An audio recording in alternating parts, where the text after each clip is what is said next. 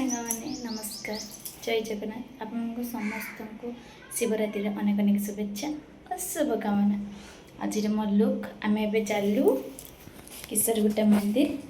आम ए मंदिर बाहरी गलु आठू भी पखापाखि 25 किलोमीटर चलू आठी ये देखु माने एत जोर हवा हो पूरा माने चुटीर अवस्था नहीं। आम भी फाइनाली पहुँची गले बहुत हैरान होके आसले कहीं बस स्टपेज बहुत दूर थी बस रे आसले आठी आम पूजा करने पलि आसले।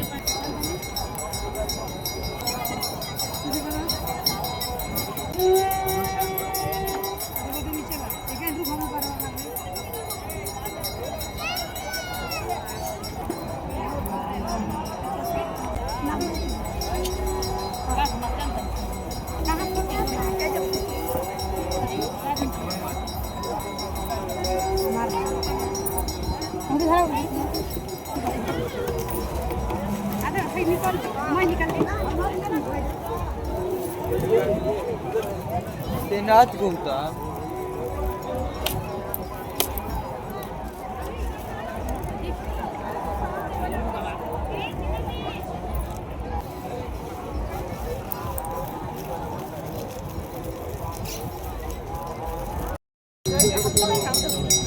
अच्छा भगवान आम पूजा पूजा सरीगला आम ए चलू मंदिर हूँ भ्रमण करने। आईटा हूँ मंदिर भितर को जीवाई बापा को बहुत इच्छा थिला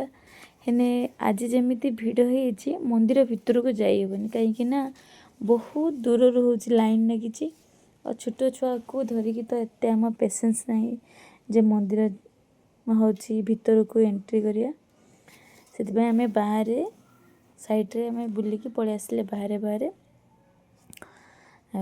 एडी भी माने सम इच्छा थिला टिके तो समस्त को माने यहाँ हूँ से मंदिर जे व्हाइट भाया जो लाइट हो से मंदिरटा माने हैदराबाद रे तो किशोरगुट्टा मंदिर कहती फेमस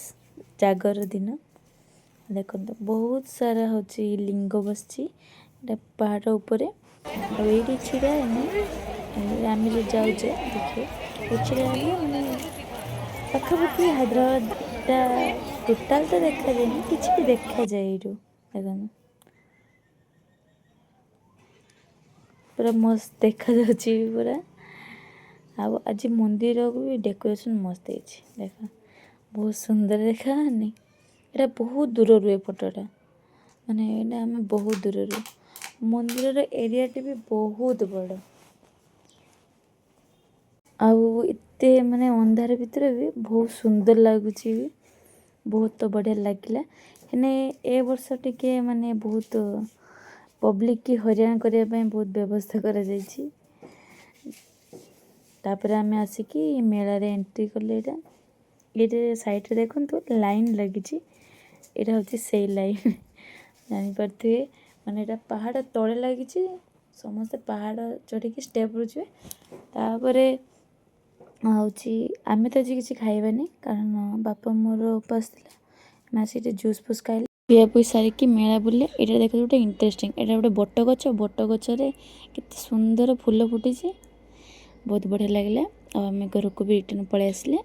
गला पूर्व मु दीप जलिकी जाइए जागर दीप एवं आसिकी ये मोर व्रत ये करी। जय जगन्नाथ। आज भिडियो केमती निश्चय कमेंट बाय।